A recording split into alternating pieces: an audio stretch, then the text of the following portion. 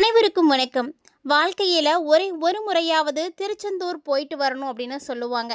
நம்மளுடைய தமிழ் கடவுளான முருகப்பெருமான திருச்செந்தூர் போய் எப்படி வழிபாடு செய்யணும், அதற்கான சரியான முறை என்ன அப்படின்றத பற்றி தான் இந்த பதிவில் நம்ம தெரிஞ்சுக்க போகிறோம். பொதுவாக நம்முடைய வாழ்க்கையில் நம்ம சந்திக்காத பிரச்சனைகளே கிடையாதுன்னு தாங்க சொல்லணும். ஒவ்வொருவருக்கும் ஒவ்வொரு விதமான பிரச்சனைகளானது வந்துட்டே இருக்கும். இப்படி நமக்கு பிரச்சனைகள் அடிக்கடி வந்துட்டே இருக்கே அப்படின்னு சொல்லி நம்ம ஜோதிடரை நோக்கி போனோம் அப்படின்னா, ஜோதிடர் சொல்லக்கூடிய மிகச்சிறந்த பரிகார தலங்களில் ஒன்று அப்படின்னா திருச்செந்தூர் முருகப்பெருமான் வழிபாடு தாங்க. ஸோ திருச்செந்தூர் போயிட்டு வாங்க, உங்களுடைய கஷ்டங்கள் எல்லாம் தீர்ந்து போகும் அப்படின்னு நிறைய பேர் சொல்லி நம்ம கேள்விப்பட்டிருப்போம். அப்படிப்பட்ட திருச்செந்தூர் முருகப்பெருமானை நம்ம எப்படி வழிபாடு செய்யணும், அதற்கான சரியான முறை என்ன அப்படின்றத நம்ம கண்டிப்பாக தெரிஞ்சுக்கிட்டு செய்யணும். அது நமக்கு சிறப்பான பலன்களை ஏற்படுத்தி கொடுக்கும். அதை பற்றி தான் இந்த பதிவில் நம்ம தெளிவாக தெரிஞ்சுக்க போகிறோம். வீடியோக்குள்ளே போகிறதுக்கு முன்னாடி நீங்கள் நம்ம சேனலை சப்ஸ்கிரைப் பண்ணாமல் இருக்கீங்க அப்படின்னா மறக்காமல் சேனலை சப்ஸ்கிரைப் பண்ணிக்கோங்க. கூடவே பக்கத்தில் இருக்கிற பெல் சிம்பிளையும் கிளிக் பண்ணிக்கோங்க. அப்போ தான் நாங்கள் போடக்கூடிய வீடியோக்கள் எல்லாமே உங்களுக்கு நோட்டிஃபிகேஷன் உடனுக்குடன் வந்தடையும். நீங்களும் பார்த்து பயன்பெறலாம். வாங்க வீடியோக்குள்ளே போகலாம்.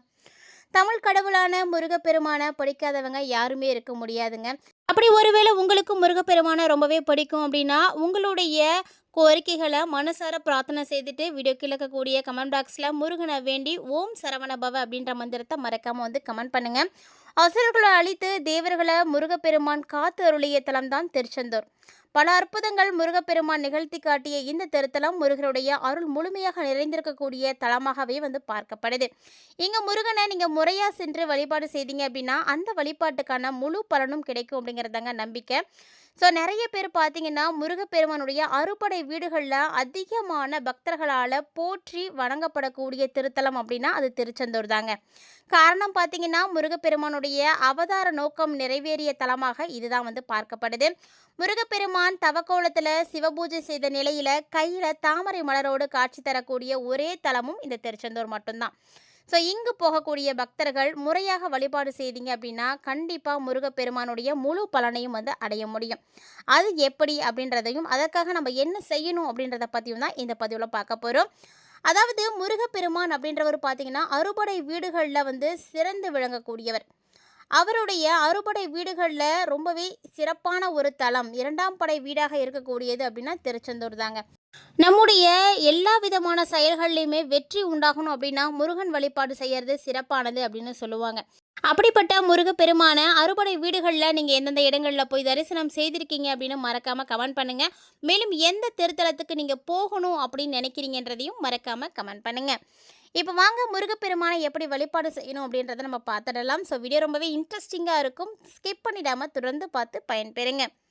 முருகன் அனுமதித்தால் மட்டும்தாங்க திருச்செந்தூர் போக முடியும். எந்த திருத்தலத்துக்குமே நம்ம போகணும் அப்படின்னு ஆசைப்படுறோம் அப்படின்னா நம்மளுடைய ஆசைகள் நிறைவேறாமல் இன்னுமே நிறைய இருந்துட்டு இருக்கு. அதுக்கு காரணம் கடவுளுடைய அனுகிரகம் இன்னும் நமக்கு கிடைக்கல, அனுமதி கிடைக்கல அப்படிங்கிறது தான் முக்கியமான விஷயம். ஸோ இதில் முருகனுடைய அனுமதி கிடைத்தால் மட்டும்தான் திருச்செந்தூர் போக முடியும். அந்த பிராத்தம் அவங்களுக்கு மட்டும்தான் கிடைக்கும் அப்படின்னு சொல்லுவாங்க. இது நம்பிக்கையும் உண்மையும் கூட. வீட்டில் இருந்து நீங்கள் திருச்செந்தூர் போகிறீங்க அப்படின்னா முதல்ல வீட்டில் என்ன பண்ணணும் அப்படின்னா உங்களுடைய வீட்லேயே நீங்கள் ஒரு தீபம் போட்டுடுங்க. ஸோ அந்த தீபத்தை நீங்கள் ஏற்றி முதல்ல உங்களுடைய வீட்டிலேருந்து குலதெய்வத்தை வழிபாடு செய்துட்டு தான் நீங்கள் கிளம்பணும். ஸோ திருச்செந்தூர் போகக்கூடியவங்க முதல்ல செய்யக்கூடிய விஷயம் இதுதான். அதுக்கப்புறமா நீங்கள் தீபம் போட்டுட்டு முருகப்பெருமான்கிட்ட மனசார வேண்டிக்கோங்க. ஸோ நீங்கள் அவர்கிட்ட பேசுங்க. நீங்கள் பேசுகிறது அவருக்கு கண்டிப்பாக கேட்கும்.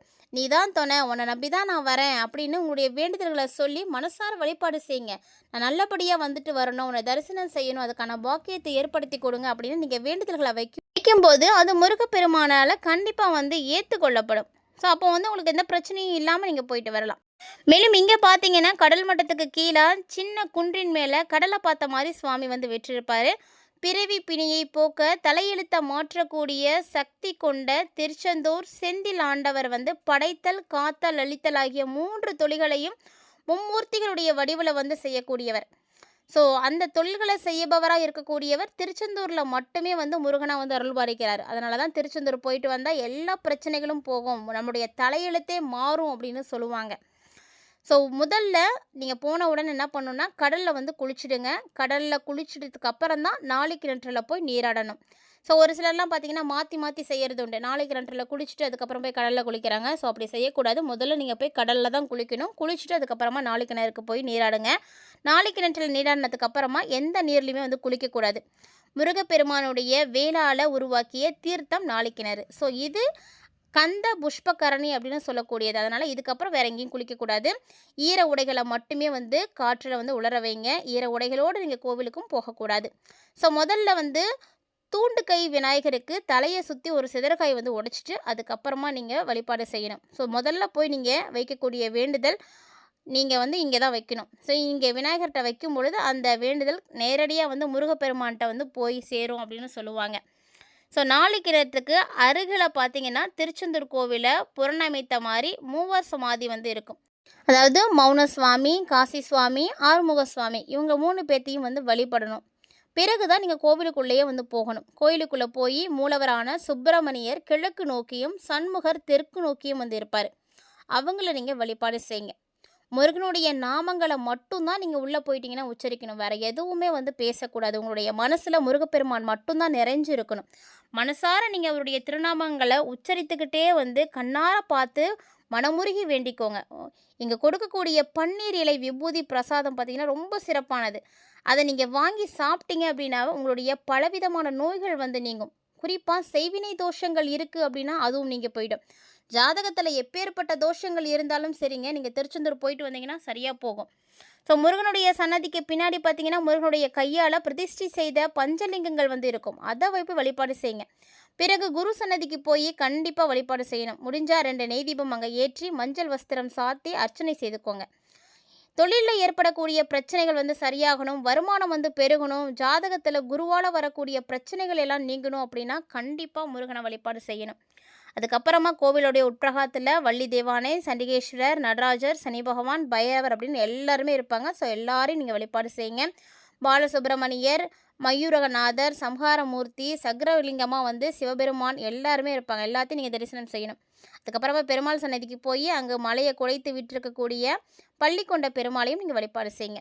வீட்டிலேருந்து புறப்படும் பொழுது ₹1 நாணயம் வெள்ளை துணியில் மஞ்சள் தடவி எடுத்துகிட்டே போங்க. கோவிலுடைய கொடி மரத்தில் ₹1 நாணயத்தை வச்சு உங்களுடைய வேண்டுதல்களை சொல்லி வேண்டிக்கிட்டு வாங்க. அந்த நாணயத்தை முடிஞ்சு வச்சுக்கணும். வேண்டுதல் நிறைவேறி நாணயத்தை முருகன்கிட்ட நீங்கள் ஒப்படைக்க போகிறீங்க அப்படின்னா அதில் முருகனுடைய 1க்கு 10 திருப்பி காணிக்கையை செலுத்துங்க. ஸோ கொடிமர கல்யாண விநாயகரை வழிபாடு செய்துட்டு நீங்கள் பிரசாதம் சாப்பிட்டுட்டு வெளியே வந்துடணும். இது மாதிரி நீங்கள் செய்கிறது ரொம்பவே நல்லது. ஸோ இப்படி நீங்கள் வழிபாடுகள் செய்யும் பொழுது ரொம்ப ரொம்ப நல்ல மாற்றங்கள் கிடைக்கும். இதே மாதிரி முருகனை வழிபாடு செய்ய போகும்பொழுது சும்மா போகாதீங்க. பூ கொஞ்சம் வாங்கிட்டு போங்க. குறைஞ்சது 8லேருந்து 12 மணி நேரமாவது நீங்கள் கோவிலில் இருக்கிற மாதிரி பார்த்து போங்க. கந்தசஷ்டி கவசம் படிக்கலாம், முருகனுடைய மூல மந்திரங்கள் சொல்லலாம். முடிஞ்சால் அங்கேயே இரவு தங்கி பள்ளியறை பூஜை பார்த்தீங்க அப்படின்னா வாழ்க்கையில் நிறைய அற்புதங்கள் நடக்கும். ஸோ மறக்காமல் ட்ரை பண்ணுங்கள். வீடியோ உங்களுக்கு பிடிச்சிருந்தா லைக் பண்ணி ஷேர் பண்ணுங்கள். மறக்காமல் கமெண்ட் பண்ணுங்கள். மீண்டும் மற்றும் ஒரு தலைப்பில் சந்திக்கலாம்.